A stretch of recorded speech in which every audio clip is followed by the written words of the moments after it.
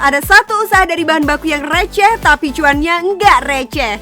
Nah, ini dia salah satu outlet kentang yang lagi viral di mana-mana. Kuy, langsung kita sidak supaya langsung dapet cuan. Hai, halo bos. Gue udah nungguin dari tadi loh. Lo mau tahu nggak bisnis yang modalnya kecil, cuannya gede? Ikut gue. Ayo. Cerita awalnya gimana nih kok bisa kepikiran bisnis di dunia perkentangan sih? Gini loh mas, aku kan sering banget nih. Waktu ke Dieng, aku ngeliat petani, kentang itu banyak banget. Terus aku rasa ini jadi peluang bisnis nih. Terus akhirnya aku coba olah, terus aku ngeliat di luar negeri nih.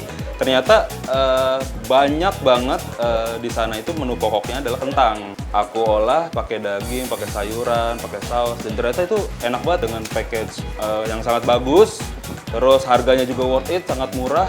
Sampai akhirnya orang-orang tuh pada suka, saya juga nggak nyangka gitu. Kasih bocoran dong, per hari omsetnya berapa dari gurihnya bisnis kentang ini? Alhamdulillah untuk satu hari itu ya kita itu udah sampai 200 piece. Jadi kita ngitungnya per piece kayak gini, omsetnya 4-5 juta satu hari. Untuk sekarang kita kemitraan itu hampir 20 outlet di seluruh Jabodetabek ya, dan termasuk Bandung. Kalau sehari omsetnya 5 juta dikali sebulan berarti satu outlet bisa menghasilkan 150 juta rupiah. Angka yang fantastis ya dari sebuah kentang. Belum lagi dikali 20 outlet. Waduh, kebayang nggak tuh bos? Kalau kentangnya sendiri dalam sebulan bisa habis berapa kilogram nih? 1-2 hari aja itu menghabiskan 100 kilo. Kemungkinan satu bulan itu 1,5 ton. 1.500 sampai 2.000 kilo. Gak kebayang deh kalau ngelihat kentang sebanyak itu. Tapi kan bisnis yang bergerak di bidang kentang banyak banget nih. Nah, yang membedakan Mostato dengan yang lain apa sih kira-kira? Kalau kita yang ngebedain itu pertama rasa. Ya, kita kualitasnya emang yang beneran premium. Kita banyak varian ya. Nggak cuman kentang goreng toh, ada yang kentang yang panjang-panjang seperti long potato, rasanya juga berbagai macam. Udah gitu ada yang namanya pom-pom. Jadi semua menu kita hampir rata-rata kentang. Ya kalau Mostato ya kentang. Nah, ini yang disebut sebagai branding produk, bos. Jadi kalau ingat kentang ya pasti Mostato. Nah, ini bos yang aku bilang halal snack pack yang paling best seller di Mostato. Jadi kentangnya ini dibalut sama 5 macam saus sama bumbu-bumbu rahasia. Varian ini yang bikin Mostato cuannya banyak. Kalian wajib cobain. Yakin gak ketagihan balik lagi. Tuh, ayo siapa nih yang tertarik mau coba atau malah tertarik sama bisnisnya? Oh iya, untuk satu porsinya sangat-sangat terjangkau kok. Malah bisa dibilang kemurahan. Mau tahu nggak harga sebesar ini cuman berapa? Harganya cuman 22.000. Ini yang bikin Mostato cuan, bos. Untuk membangun bisnis cukup mudah, tapi mengelolanya dibutuhkan ketekunan dan konsistensi. Setiap hari harus dilakukan briefing kepada para karyawan agar tetap melaksanakan tugasnya masing-masing dengan maksimal. Kualitas karyawan akan berdampak juga pada kualitas makanan dan kepuasan pelanggan, bos. Setiap 2 minggu sekali, stok kentang selalu datang dalam bentuk kentang shoestring yang siap olah. Kualitas kentang juga sangat diperhatikan agar kualitas produk tidak menurun. Biasanya kentang akan langsung dimasukkan ke dalam freezer agar selalu dalam keadaan fresh. Selain halal snack yang menjadi best seller, ada juga loh varian lain dari olahan kentang ini. Nah, salah satunya long potato yang terbuat dari tepung kentang. Long potato sempat viral karena bentuk kentangnya yang unik dan rasanya yang enak. Selain itu ada juga varian pom-pom yang bisa kita kreasikan dengan topping yang manis. Nah, ragamnya pilihan varian kentang menjadi salah satu strategi juga nih bagi Mostato. Di outlet Mostato juga disediakan untuk para pelanggan jika mau dine-in. Tapi selama Covid untuk dine-in sangat dibatasi untuk menghindari kerumunan. Nah, ini nih yang menjadi juara dari sistem penjualan Mostato, yaitu sistem online, bos. Di masa pandemi seperti ini, banyak orang yang lebih memilih camilan untuk dimakan di rumah daripada harus keluar. Jasa online inilah yang membantu mereka memudahkan untuk menjual produknya secara masif. Karena online ini sedang naik daun di masa pandemi, ada strategi khusus dalam pemasarannya. Salah satunya adalah foto produk, betul sekali. Dengan foto yang menarik, tentu pelanggan akan tertarik untuk melihat dan membeli produk yang kita jual. Bukan begitu, bos? Ini adalah salah satu strategi kita untuk mengembangkan online. Mas Tato lebih dari 90% online-nya gacor banget sih. Salah satunya dia viral di sosial media seperti TikTok, Instagram. Makanya bos-bos ini kalau bisa strateginya, ayo sekarang udah mulai digitalisasi. Kita itu mulai pas awal pandemi. Aku kira aku bakalan ikut sama yang lain nih, orang-orang pada rugi gitu pada saat pandemi. Strategi yang saya gunakan ini malah cocok di bidang saya gitu. Dan dulunya ada dine-in kan, sekarang kita hampir take away semua. Malah di situ kita punya 20 mitra cabangnya itu, dan rata-rata online-nya gacor-gacor semua sih. Yang penting cuan sih, bos, cuan.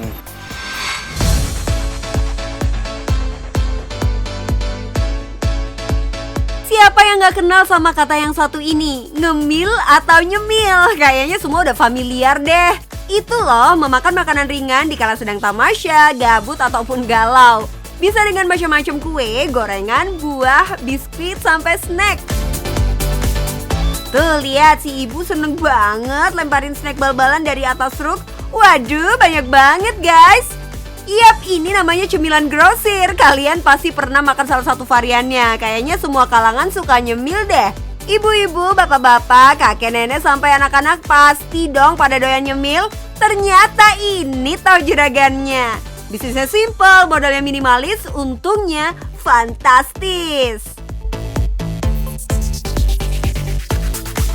Hai bos, nama saya Ari. Saya adalah pengusaha snack bal-balan Grosir Snack. Saya usaha snack bal-balan, cemilan-cemilan seperti ini. Kebanyakan sih yang kesini ini rata-rata mereka untuk jual lagi. Tahu nggak bos, faktanya rata-rata generasi milenial usia 18 sampai 25 tahun menikmati cemilan 3 kali dalam sehari. Wow, udah kayak makan nasi ya bos. Awal mulanya sih saya cuman hanya punya modal 700.000, dari awal 700.000 saya packing gitulah ke warung-warung gitu, titip-titipin segala macem. Nah lama-lama dengan berjalan waktu karena saya dan suami kebetulan bisa sosial media segala macam memanfaatkan yang ada gitu. Jadi kita coba promosiin bal-balan gitu jualannya gitu. Nah saat itu makin banyak orang yang order sampai keluar kota, seluruh Indonesia, sampai seluruh Indonesia ya, sampai ke Taiwan, ke Jepang gitu. Gimana nggak sehari 3 kali ngemil tuh? Kalau cemilan-cemilan viral di sosial media itu seolah memanggil-manggil untuk dicoba. Lagi belajar atau lagi kerja, ngemil. Lagi stres, ngemil. Diracunin teman snack baru, ngemil. Lihat snack viral langsung cus ngemil. Bye-bye diet lah pokoknya. Banyak grosir-grosir yang udah banyak yang lebih maju daripada saya mungkin ya. Cuma mereka belum memanfaatkan sosial media. Kalau saya cara pengirimannya, cara packingnya itu saya promosiin semua gitu melalui sosial media. Keren ya bos, kalau ada kemauan mah pasti ada jalan. Zaman sekarang siapa sih yang nggak main sosial media? Tapi nggak semua yang main sosial media bisa memanfaatkan sosial medianya sehingga menghasilkan cuan begini.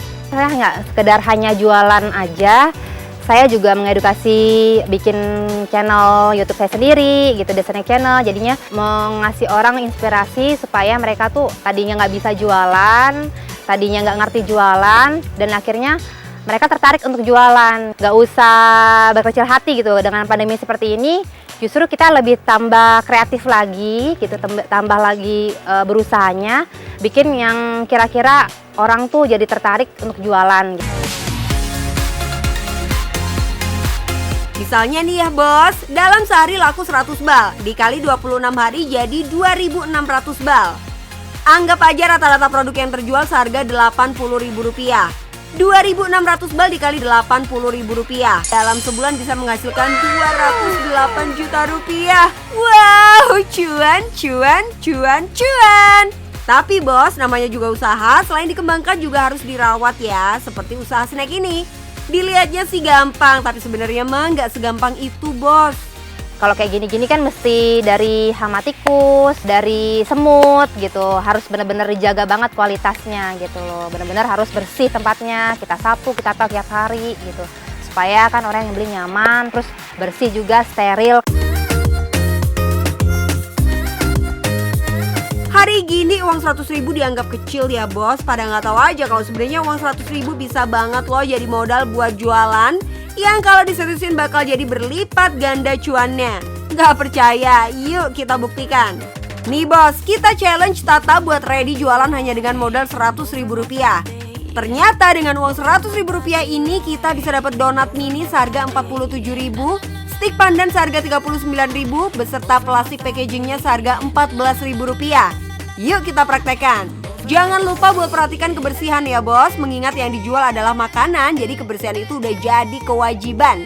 Karena ini snack bal-balan, jadi kita perlu timbang dulu nih bos. Per pack berapa beratnya, modalnya berapa, dan akan dijual berapa. Contohnya donat mini ini ya bos. Tadi harga modal yang didapat Rp47.000 per bal. Kita repack jadi masing-masing 20 gram. Kalau kita jual dengan harga Rp2.000 per pack aja, kita udah untung 100-150% loh bos. Wow, amazing.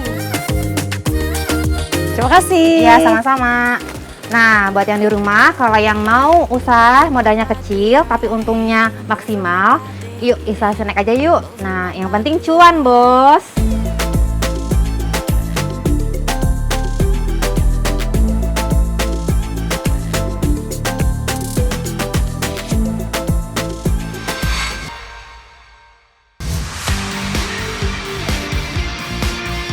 Bos, as we know, rendang adalah makanan terenak di dunia. Ya iyalah, rempahnya itu loh, berpadu sempurna dengan daging sapi. Tapi bosku, apakah semua orang bisa masak rendang? Dengan takaran bumbu yang seimbang, tekstur yang pas, dan rasa yang nendang? Tentu tidak. Karena cara masak rendang itu rumit. Tapi kalau beli terus ya boncos. Masak sendiri takut zong. Pusing gak tuh? Dan semua itu ada hikmahnya dong bos.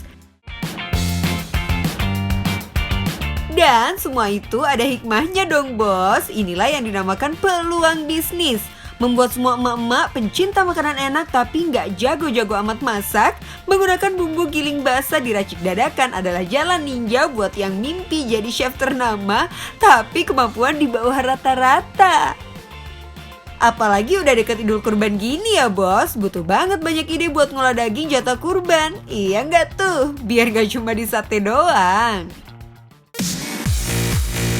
Dan this is it, Pak Ordinal dengan karya Minangnya. Biar kata jualan bumbu doang, dia berhasil jadi miliarder. Sehari aja omsetnya 6-15 juta. Sehari loh ya. Eits, kalau sehari omsetnya 15 juta, apa bisa dibilang cuma jual bumbu? Enggak dong bos. Yuk mari kita belajar berbisnis, cari cuan halal dari Pak Ordinal. Waktu itu saya berniat kalau memang lulus SMP itu saya pernah daftar ke SMA, tapi niatnya SMA-nya yang negeri. Berawal dari niat hati tak ingin jadi beban keluarga, enggan berutang budi terlalu jauh, akhirnya sejak lulus SMP tahun 1997, Pak Ordinal ngikut kakaknya jualan bumbu. Lama-lama ya buka lapak sendiri, dari gerobakan sampai akhirnya punya ruko 2 lantai seperti ini.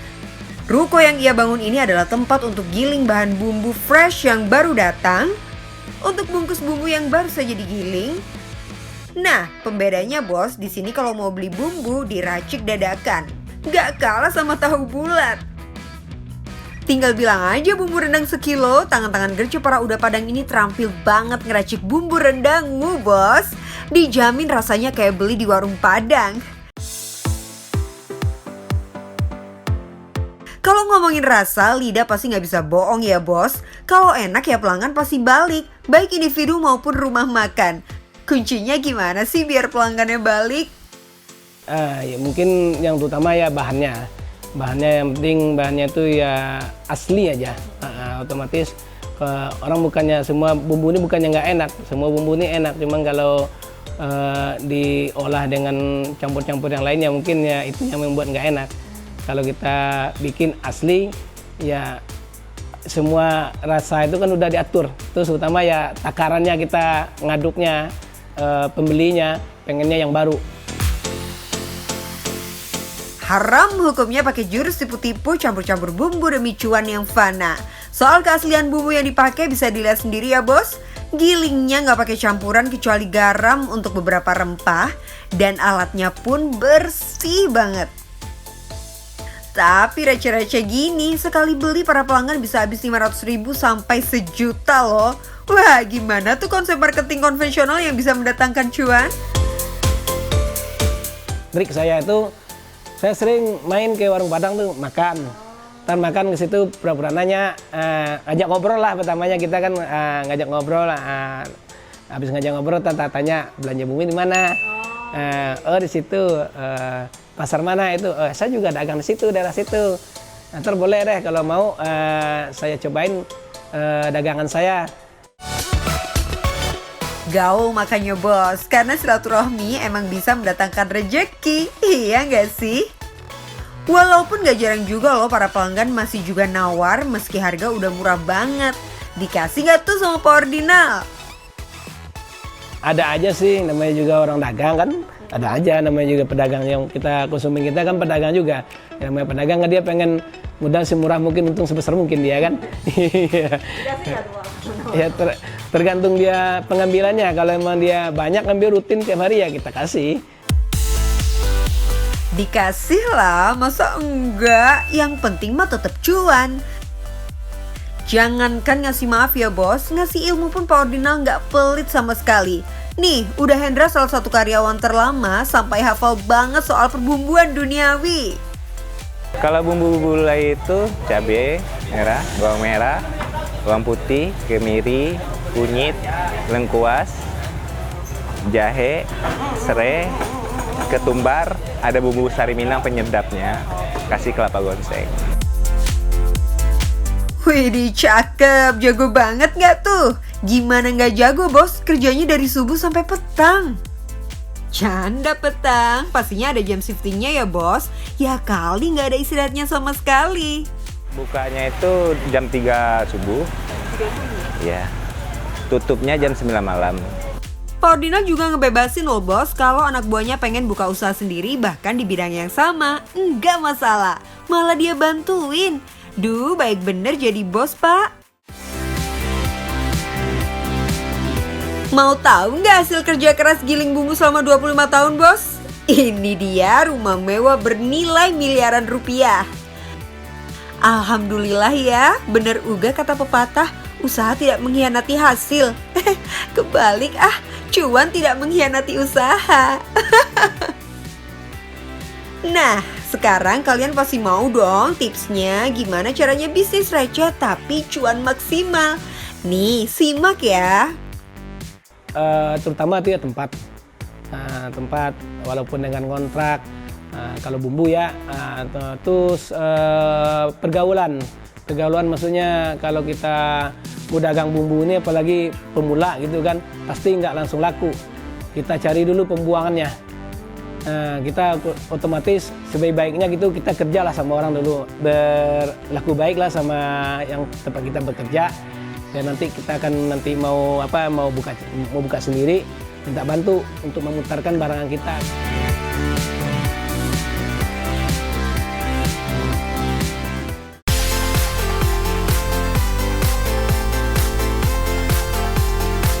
Begitu demikian silakan dipraktekkan. Sementara itu ibu-ibu yang satu ini akhirnya menemukan solusi masak nikmat tanpa jelimet ya bos.